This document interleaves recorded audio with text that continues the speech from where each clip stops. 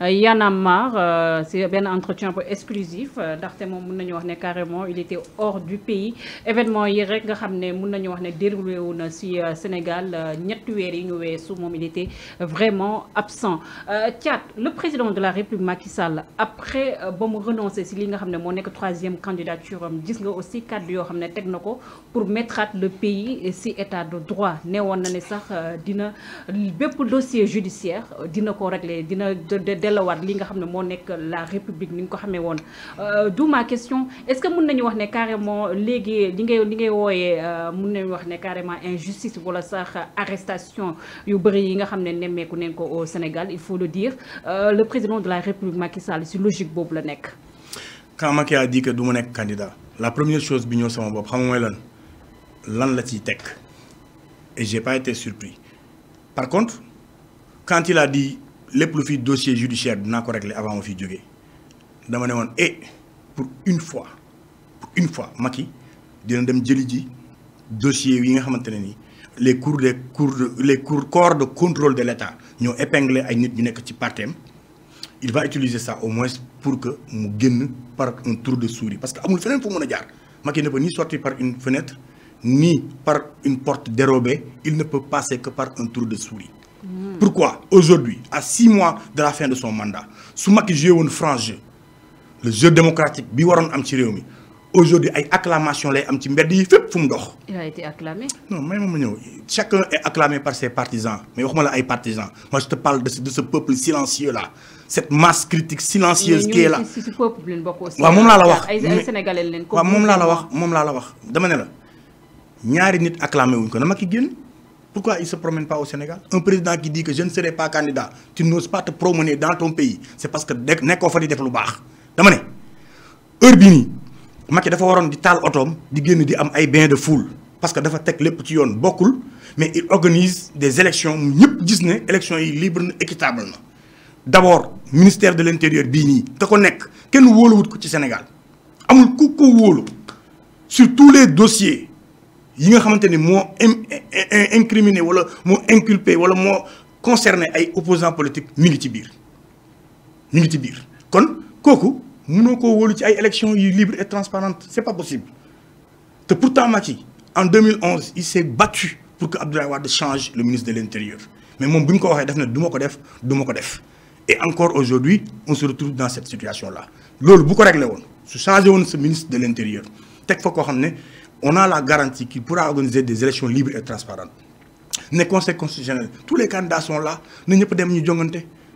Ku nekk ku Sénégalais yi tànn ñu xam ne Sénégalais yi tànn nañ ko su boobaa moom day dox ci dëkk bi nu mu ko neexee su boobaa même bu ñu ko falee même bu demee il serait même peut-être un président d'honneur wala machin parce que lu inédit la dans l'histoire de notre pays. Qu'un président sortant ne soit pas candidat. Mais li ma gis nii ce qu'ils veulent c'est trouver le prétexte mettre le pays dans le chaos complication. Engager nos soldats dans une guerre au Niger à la solde de la France qui ne nous implique en rien du tout. Prétexter le CEDEAO quand ça les arrange. Dire que la CEDEAO n'a aucune emprise sur les États, ils sont autonomes quand ça ne les arrange pas. Sur tel ou tel autre dossier, nous choisir l'un d'accord le CEDEAO et l'un d'accord le CEDEAO. Donc, tout ça, c'est des chaos. C'est envisageable. Je ne dis pas que c'est ça. Mais quand le pays, par exemple, Sénégal, si le Sénégal est engagé dans une guerre au Niger, comment est-ce qu'on va organiser des élections?